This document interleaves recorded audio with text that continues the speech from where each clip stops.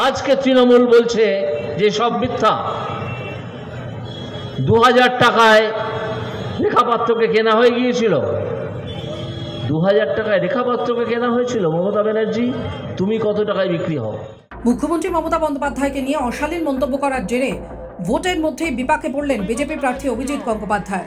নির্বাচনী প্রচারে মুখ্যমন্ত্রীর উদ্দেশ্যে কুমন্তব্য করার জন্য প্রাক্তন বিচারপতিকে দোষী সাব্যস্ত করল নির্বাচন কমিশন। তমলুকের বিজেপি প্রার্থীর বিরুদ্ধে মমতা বন্দ্যোপাধ্যায় সম্পর্কে অপমানজনক মন্তব্য করার অভিযোগ তুলে কমিশনের দ্বারস্থ হয়েছিল তৃণমূল কংগ্রেস। শুক্রবার নির্বাচন কমিশনের তরফে জানানো হয়েছে, বিজেপি প্রার্থীর মন্তব্য নির্বাচনের সময় জারি থাকা আদর্শ আচরণবিধি লঙ্ঘন করেছে। এই বিষয়ে অভিজিৎ গঙ্গোপাধ্যায়কে কারণ দর্শানোর নোটিশ বা শোকজ নোটিশ ধরালো কমিশন। আগামী 20 মের মধ্যে শোকজের জবাব দিতে বলা হয়েছে বিজেপি প্রার্থীকে। এর আগে মুখ্যমন্ত্রী মমতা বন্দ্যোপাধ্যায়কে ব্যক্তিগত আক্রমণ এবং কুরুচিকর মন্তব্যের কারণে শোকজ করা হয়েছিল বিজেপির আর এক প্রার্থী দিলীপ ঘোষকে। সেই ঘটনার পর আর এক বিজেপি প্রার্থীর বিরুদ্ধে শোকজ নোটিশ।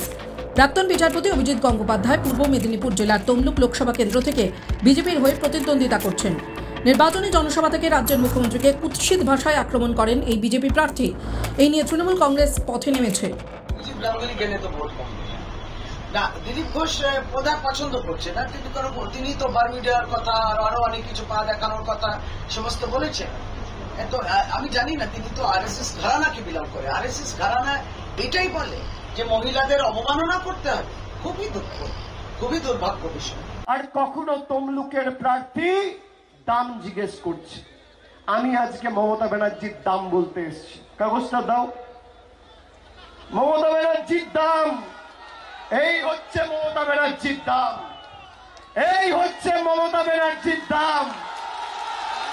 মমতা ব্যানার্জির দাম, তুমি যার টিকি ধরে রাজনীতি করো, সে মাথা নিচু করে মমতা ব্যানার্জিকে প্রণাম করে, আর তুমি মমতা ব্যানার্জির দাম জিজ্ঞেস করছো। তিনি ধারাবাহিকভাবে মাননীয় মুখ্যমন্ত্রীকে কুরুচিকর ভাষায় আক্রমণ করে চলেছেন এবং দুঃখ প্রকাশ করার বদলে তিনি সেই আক্রমণের ধারাবাহিকতা রাখছেন এবং বিস্ময়করভাবে অথবা স্বাভাবিকভাবে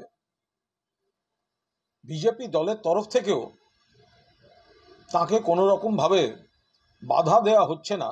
অর্থাৎ মহিলাদের মুখ্যমন্ত্রীকে এবং ভারতবর্ষের একমাত্র মহিলা মুখ্যমন্ত্রীকে এইভাবে অসম্মান করাটাই ভারতীয় জনতা পার্টির কালচার।